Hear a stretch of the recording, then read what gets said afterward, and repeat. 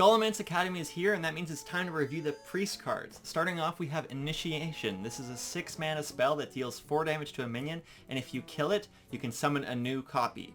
I think this card is very, very weak. It does not compare well to other priest removal, and they actually have quite a bit of removal. I think you'd much rather run kind of the Shadow Word cards or Time Rip even with the Galakron.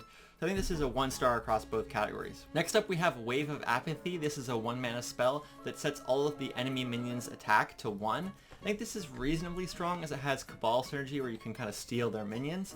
But even in spite of that, I'm still not sure it's good enough. Like, the value for the card is not that high. I think overall it's maybe a 3 out of 5, and I think it's a 2 out of 5 in terms of meta relevance, as people will probably experiment with this and then eventually cut it. Moving right along, we have Draconic Studies. This is a 1 mana spell that lets you discover a dragon, and the next dragon you play costs 1 less. I think this card is pretty good in a Dragon Priest, but right now we just don't have a Dragon Priest deck, so for that reason I don't think it has enough value. It's basically a Dragon Lackey, which is still pretty good, but you know, it's just not good enough. So I'm going to give this a 1-star across both categories. Next up we have Mind Render Alicia. This is a 2 mana 1/3 that lets you swap your hand and deck with your opponent for 1 turn. This card is completely ridiculous. I think it single-handedly makes control decks pretty strong against combo decks if you're in Priest, and I just think it's very, very powerful. It's even decent against aggro, as you can switch hands and decks with them, maybe burn some of their draw, maybe get rid of their coin, that kind of thing. Just sort of play against what your opponent wants to do, and I think that's a very, very powerful effect. I think this is going to be 5 stars across both categories. I think it's just really, really strong, and it single-handedly basically ruins combo decks. Like against Quest Warlock, this is going to be just absurd. Next up we have Reys Dead. This is a 0 mana spell where you'll deal 3 damage to yourself, and you get to add 2 minions that died this game to your hand, 2 friendly minions. I think this card is very, very powerful. It's basically a 0 mana draw 2 and draw 2 good cards because they're minions you actually played.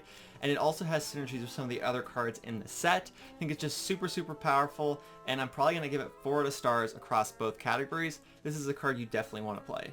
Next up we have Power Word Feast. This is a 2 mana spell that gives a minion +2/+2 and will restore it to full health at the end of the turn. I think this is very strong with the card Frazzled Freshman, I think it's called, the 1 mana 1/4, as you curve into the 1 mana 1/4 and then play this, and you have a 3/6, which is very strong on turn 2. I think this is a super, super good card, and it might even help build the Tempo Priest archetype, which is an archetype we don't see very often. So I'm going to give it a 4 out of 5 in terms of overall card quality, and probably a 4 out of 5 in terms of meta significance.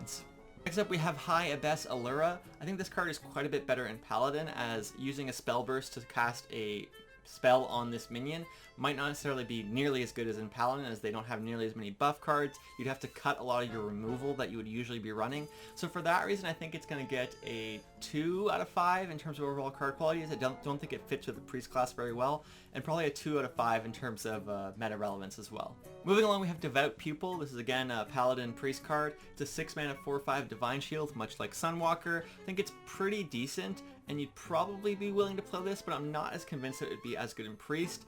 I think, you know, how likely are you to cast spells on your friendly characters in Priest compared to Paladin where they're buff spells? So I'm going to give it a 3 across the board. Next up we have Gift of Luminance. This is a 3 mana spell that lets you summon a copy of a minion, a 1/1 copy, and give it Divine Shield. I still don't think this is that strong of a card, even in Priest. I'm going to give it a 1 in both categories. Next up we have Cabal Acolyte. This is a 4 mana 2/6 taunt with the spell burst effect that will steal an enemy minion if it has 2 or less attack. I think this is a very strong card. It's basically a better Cabal Shadow Priest. It has a pretty decent stat line, and it's defensive, so I think a lot of decks will end up running this card, and I'm going to give it a 4 out of 5 in terms of overall quality, and I'll probably give it maybe a 4 out of 5 in terms of meta relevance as well. I think this is quite a strong card. Moving along we have Flesh Giant. This is an 8 mana minion that will reduce its cost by 1 every time your hero's health changes on your turn. So this would work really well with Reys Dead. It would work well with your hero power. There's a couple synergies that I can already think of. And for that reason I'd probably give it a 3 out of 5. I think it's a lot better in Warlock for a couple reasons. But it's still pretty solid in Priest, and I could see people running it as a top end for the Tempo Priest deck if that can kind of come together. Maybe it can, maybe it can't. So for that reason, I'm going to give it like a 3 out of 5 across both categories. I think it's pretty strong. It's still hard to see if it fits. Moving along, we have Disciplinarian Gandling. This is a 4 mana 3/6. Every time you summon a minion, you destroy it and summon a 4/4 instead.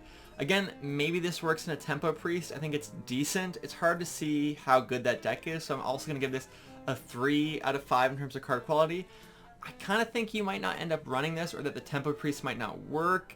It's really tricky to say. I think I'll bet that it does work, like at least it's okay, and I'm going to give it a 3 out of 5. Next up we have the 4 mana 3/3 Brittlebone Destroyer. If your hero's health has changed during this turn, it has a battle cry where it destroys a minion. I think this is pretty strong. I think it synergizes with the hero power, although 6 mana for this card is not great.